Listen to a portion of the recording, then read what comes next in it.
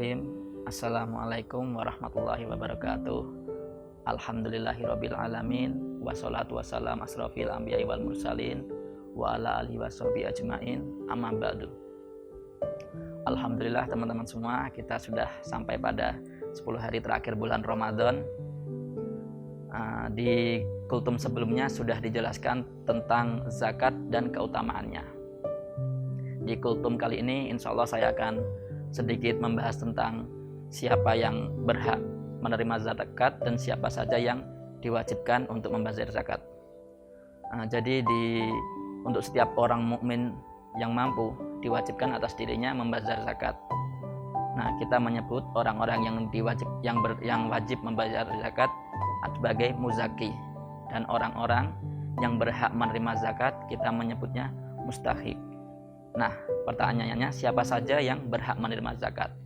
Nah, untuk orang-orang yang berhak menerima zakat sendiri, Allah sudah berfirman dalam surat At-Taubah ayat 60 yang artinya sesungguhnya zakat-zakat itu hanyalah untuk orang-orang fakir, orang-orang miskin, pengurus zakat, para mu'alaf yang dibujuk hatinya untuk memerdekakan budak, orang-orang yang berutang untuk jalan Allah, dan orang-orang yang sedang dalam perjalanan, sebagai sesuatu ketetapan yang diwajibkan Allah, dan Allah Maha mengetahui lagi Maha bijaksana.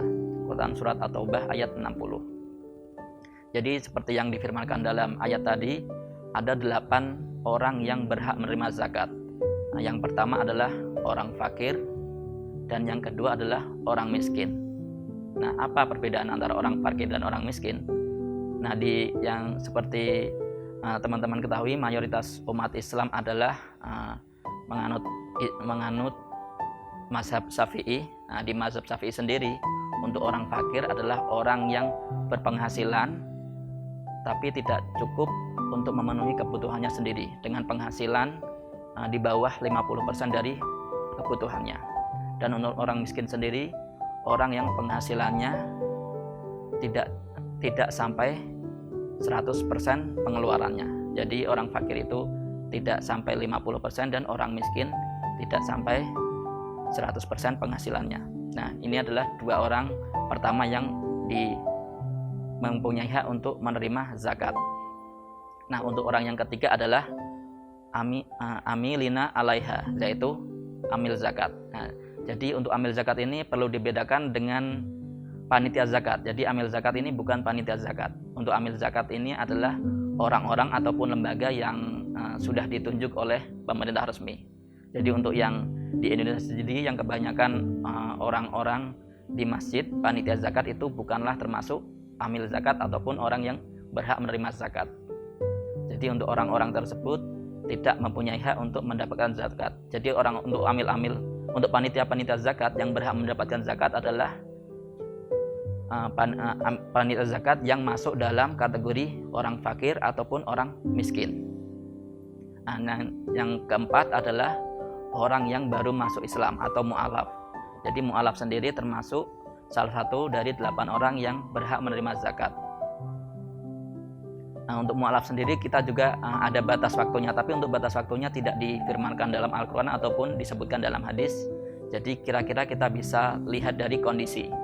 Jadi untuk orang-orang mu'alaf yang benar-benar masih dalam tahap awal-awal masuk Islam dan memerlukan zakat untuk kebutuhannya, ataupun dengan zakat itu bisa menjadi bantuan supaya dia bisa lebih mendekatkan diri terhadap Allah Subhanahu wa taala.